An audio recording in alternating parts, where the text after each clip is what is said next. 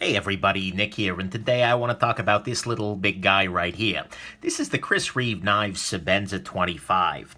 It's worth noting that the Sebenza 25 is no longer offered through Chris Reeve Knives. It has been changed into a very, very similar model called the large Inkosi.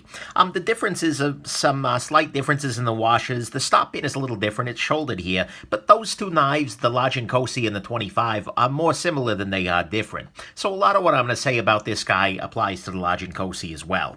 I want to thank my viewer Dennis for sending this guy along. The timing was just beautiful for this, and he's a gem for trusting me with an expensive knife. Let's do a quick size comparison here. Here is your Ontario rat number 2, so you can see this is a much larger knife. Here is your rat number 1, and so the blade size are about in the same vicinity here. Here is your Spyderco Leash Bowie, which is one of the most compelling titanium frame locks, especially in the lower price brackets. Here's your Chris Reeve Knives tie lock. So again, the 25 is markedly bigger. The Spyderco Delica, as always, for comparison. And then finally, this right here is your Chris Reeve Knives Sebenza 21. I'm going to be doing a bunch of comparisons against the 21 in this review because it's a natural point of comparison. But you're going to want to watch the disassembly video before you watch this review because it gives you a good sense of what's different about these guys on the inside. Because more than anything, that is the main difference between the 25 and the 21. How the pivot works and the consequences it has there. So there you go. Let's go on ahead and jump into the good, the great, the bad, and the ugly of your Chris Reeve Knives Sebenza 25. So on the good side, first off, this is made in the USA, as all Chris Reeve knives are. We can see right here, this is Idaho made. That's kind of a nice thing, I'll say, at least for me living in the States. Next thing, this guy, like a lot of Chris Reeve knives, stays rather nicely in the hand, but this one perhaps more than most because you've got all this scalloping going on the handle. This simply is not going anywhere while you're holding it in your hand. That's very nice, and the texture on the knife, which is sort of a blasted finish, is very nice as well for staying inside your hand. Good thing. The warranty is another beautiful part of Chris Reeve Knives. It's a very, very good warranty. They will allow you to buy any parts. They will replace things. They do spa treatments where they'll rehabilitate the knife, re-blast, re-sharpen, get it back to new, basically. And disassembly is A-OK. They ship this guy not only with the knife, but with tools to disassemble it, and for this guy, a little bit of Loctite as well. And that's a beautiful thing. Speaking of disassembly, like a lot of Sebenza variants, this is pretty straightforward to disassemble. The new washer and pivot design make one of the biggest disassembly issues with the 21 kind of irrelevant, that you can't pinch those washers in there. But it does have some other little areas where it requires a little more fiddling. But nonetheless, it's still pretty straightforward to disassemble compared to some other knives that not so much. So there you go. The clip on this guy is your standard Chris Reeve Knives Sebenza clip, which is a great clip. Absolutely 100%. Gives you good amounts of tension. It fits the knife nicely. It's good in the hand. This is one of the best clips out there, and the 25 has it as well. Next thing I gotta highlight is that there is no lanyard hole on this guy. The 21 has this big old lanyard hole right here. You can put a little pin in there that'll hold the lanyard as well, but this doesn't have that. If you want to, you can loop a lanyard right around this little section, but otherwise, you're fine. You're free from the constraints of lanyardosity, which is nice. One other thing to highlight is it doesn't have the alignment hole here. You can see that there's this hole right here, which is used to align and hold down the parts during machining. They were able to do that without that on the 25. It's kind of become a hallmark, if you will, of the 21, but they've foregone it here, and honestly, I don't mind that. That's a hole that's not terribly necessary. Next thing, the blade and blade steel are fine. They're good to go. A little thicker behind the edge than the Inkosi grind, but it's still S35VN, and it's still nicely done. Chris Reeve rubs it a little soft, but hey, whatever. There are some very nice details on this knife as well. You know, the contouring and chamfering around the finger grooves are good. And one thing I really like about this guy, in addition to the rounded spine, is you can see that the jimping actually has this alternating pattern of a couple of small ones and a couple of big ones, of V-shaped and then hemispheric. And that's kind of neat. Honestly, it's a silly little thing, but it does bring me some joy. 100%. Next thing is that the detent ball and lock face are both a ceramic ball. This is something I saw in the Umnumzan, and is also present in this guy. The detent on this knife is A-OK. There's no real complaints with the detent. And the lockup is absolutely solid, but it means that there is zero lock stick here, and, you know, it's good to go. It's fine. You can see that in the disassembly video. And then finally, this guy, like the other Sebenzas, is still pretty damn durable and built to last. It's chunks of titanium, a couple of pins, a big old pivot, and some washers. This guy will last a long, long time, and that's a beautiful thing, especially in the era of kind of diva-like bearing flippers. This is a relatively straightforward knife that you can expect to last you roughly forever. So that's what's good about this guy. It's durable, it's got the ceramic detent ball, which is nice. Can't really argue with it. It's got some nice details, a good blade. There's no alignment or lanyard holes here. The clip is still pretty great. It's still pretty straightforward to disassemble with a great warranty. It sticks nicely in your hand, and it is made in the States. Let's talk about what's great here. What's great for me about this guy is that the pivot is much more adjustable than on the 21. With the Sebenza 21, there is only really one setting for the pivot. That is the kind of the correct answer. And without modifying the knife, it's not really possible to run it much looser or run it much tighter. Whereas on this guy, you can adjust exactly how much tension you want in the pivot. If you want it to be very, very tight and hard to get open for whatever reason, you can do that by really tightening this down. Or if you want it to run very loose and get to a point where it almost kind of falls shut, this is somewhere in the middle at the moment, but you can do that as well. And you can turn this guy into a much more flicky knife than the large Sebenza, than the large Sebenza 21 was, or even the small. Because of that, if you just dial that pressure back a little bit, you still won't get blade play because it's well done, but you can get a very, very fast action on this guy that you really can't get on the 21. And so, although that's a double-edged sword, we'll talk about that a little bit later, it is still a beautiful thing, and it is the main thing that makes this different and, for some people, better than the 21. You just got a lot more options there. So let's talk about what's bad. On the bad side, like the large Sebenza, you've got yourself a blade that is 3.625 inches. This is just over the legal line in a lot of places. 3.5 inches is a very common line to draw, and it doesn't win you a whole lot, so I wish they'd stuck to 3.5. Next thing, the thumb studs are still Chris Reeve thumb studs. On the 25, you get the double thumb studs by default, but they are still a little bit sharp, they are still a little bit unpleasant, and I still don't really love them. Sebenza thumb is still a thing here.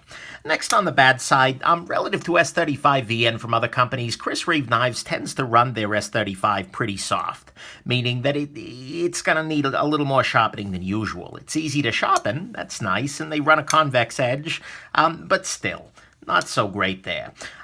I'm not a huge fan of the blasting on the handles. I've said this about every Sebenza I've handled, but part of the reason is that if we look at this knife, which has been well carried, used, and loved, you can see all the wear on this guy much more readily than you can on a knife like the Sleesh Bowie here, which has also been carried, used, and loved.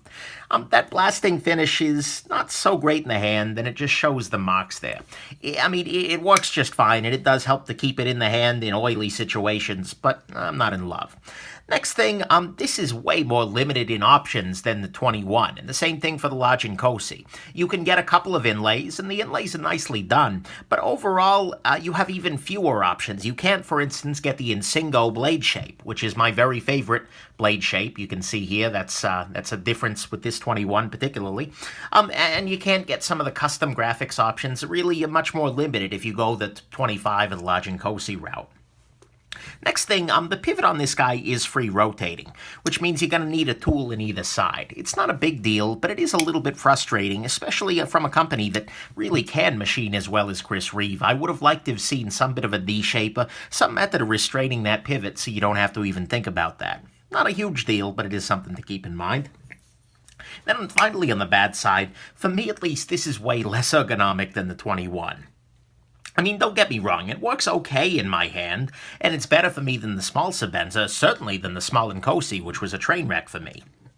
But nonetheless, I get a hot spot off of this clip, and I want to choke up a little bit further than these grooves here let me, and so I end up feeling like I'm awkwardly far back on the knife, plus this thing. Ergonomics are very personal, but I get all kinds of hot spots on this guy, and it just doesn't work for me. Maybe with a different set of hands it would work well, but, you know, the large 21 feels pretty good in my hand. The 25 just doesn't work out for me. So, for me at least, that's very bad. They've gone from something that's at least ergonomic-ish in the 21 to something that's just a train wreck for me. So that's what's bad about this guy, is the ergos just don't work for me. The free rotating pivot is a little weird. You're limited in options, what you can get. Still don't love the blasting. The S35 is run a little bit soft. The thumb studs is still just not great. And the blade is just a little longer than it really should be to cover some of the legal issues out there in the world. Let's talk about what's ugly here. The ugly thing to me is that I feel like they've sacrificed a lot of what makes the large Sebenza so interesting as they move from that to the 25 here. It's a much more fiddly knife. I mean that in a couple of ways. I mean, the most beautiful thing about the Sebenza is that it is just dead simple. There's nothing really to it, and that's kind of nice. However, on the 25, there were issues that you got to think about. With the 21, the bushing system means you just fully tighten all the screws, and as long as you haven't pinched the washer, you're A-okay. But on the 25, you need to adjust this pivot to your proper tolerances. Like I said, it gives you some personalization, but it also means that you're going to spend a couple of minutes going back and forth. Okay, this is a little too tight, back it off a little bit. Oh, that's a little loose, no, back it off, etc., which is a little bit of a process. Also, the rotating stop pin on this guy kind of bugs me. As I show in the disassembly, there is a flat face on this stop pin, and that flat face is required in order for the blade to clear this little pin here. If you don't have that in the right position, you're going to have a bad time, and you're not going to be able to open and close your knife. That's really ugly. It's not going to hurt anything. You can just turn it back to the right position. And in my limited experience here, it didn't automatically rotate out of the way, but it's still a move away from perfect simplicity towards something that's a little bit more fiddly. And similarly, the little tab on the washer is, again, a little bit fiddly, a little bit tricky to deal with. And, you know, you need Loctite to put this guy back together, whereas this guy you don't. The whole thing just isn't incredibly, I don't know. So that's kind of that's one of the biggest ugly things, is they've forgotten what makes the Sebenza so incredible when they designed this guy. And then on top of that, the other ugly thing is that the 25 is actually more expensive than the Sebenza 21, which seems weird to me. There's a little bit less precision required in making this kind of a pivot relative to the bushings. And, you know, size-wise, they're about the same, but nonetheless, $445 for the large Inkosi versus $410 for the Sebenza, while the Sebenza is the one that feels more unique, interesting, and frankly, just a little nicer, just doesn't make a whole lot of sense to me. So there you go. That's kind of what's ugly to me, is that they've lost some of what makes the Sebenza so simple and perfect, and they're charging more for that privilege. Let's talk final conclusions here. Final conclusion here, I mean, I feel like the large 21 is kind of an important knife in knife-making history, and it's also a very, very solid gem. This is a great knife, and I think it's a knife that every knife guy should handle, maybe even own at some point in time. On the other hand, the Sebenza 25 is most certainly a pocket knife, and I think it's fine. It's no gem, but it's a decent enough knife. It's well constructed, although the value's a little bit off, actually more than a little bit off, and it's not very good, at least for me, ergonomically put. And so the conclusion on the 25 is that I feel like this is the new Coke of the Chris Reeve lineup. I mean, in and of itself, it's not so bad. I'll drink a can of Sebenza 25. But if you put it next to the original, I don't know that anybody was asking for the set of, innovations that they dropped on the 25 here. There's kind of that saying, if it ain't broke, don't fix it. And the Sebenza 21 wasn't terribly broke, and I don't really think that the 25 is fixing any of those issues. And so ultimately, this just doesn't feel like, the 25 doesn't feel like a great choice relative to what else is out there. Because if you want a Sebenza-like knife, just buy a large Sebenza 21. It's cheaper, and frankly, in my opinion, it's better. If you're looking for a more innovative design, consider something like the Chris Reeve tie lock or the Umnumzan, which has a lot of the same innovations as the 25, but in a different enough form factor that it feels like something new and interesting. And if you're just after a really nice titanium frame lock with a smooth action, definitely consider the Sleesh Bowie here by Spyderco, because it's, in my opinion, a better knife than the Sebenza 25, frankly, by a mile, and honestly, well, I mean, it's almost $150 cheaper, so that's a big, big benefit. And so, in summary, I feel like Chris Reeve here has done something that mathematicians for many years have thought to be impossible, and that is that they've proven that 25 is actually less than 21. So, in the long run, this guy just doesn't add up. Math joke? No? All right. Whatever. So, don't recommend the 25, but there are plenty of other fish in the sea. There you go. Hope this has been interesting, and that you have yourselves an absolutely wonderful rest of your day. Doesn't add up. That was great. Bye now.